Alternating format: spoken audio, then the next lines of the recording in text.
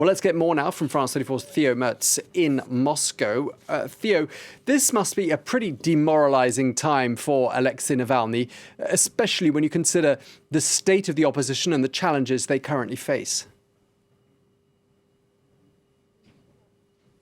Yes, this is a terrible time for the Russian opposition, and today in particular has been particularly difficult.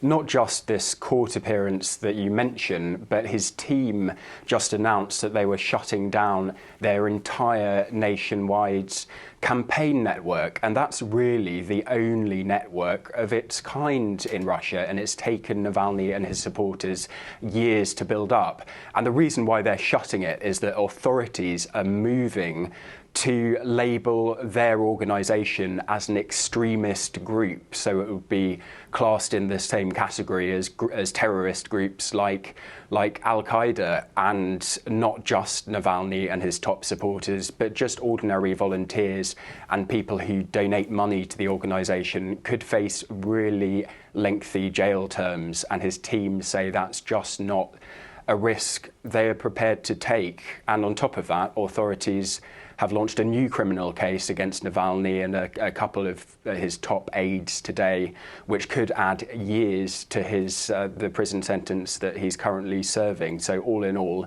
a very difficult time and a difficult day for the opposition. Indeed, extremely demoralising for them. And what did we actually hear from Alexei Navalny when he spoke today?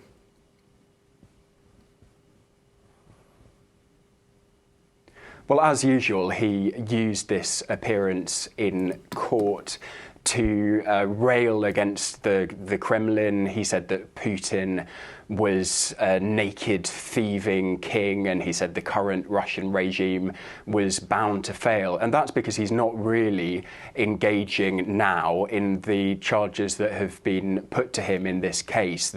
What was happening in court today was he and his team were appealing against the sentence he received earlier this year relating to the charges you mentioned of slandering a war veteran. He has always denounced those charges as politically motivated, a way to keep up the pressure on him.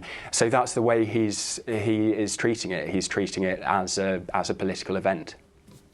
Okay, well, thank you very much indeed for bringing us up to speed. France 24's Theo Mertz in Moscow. Thank you.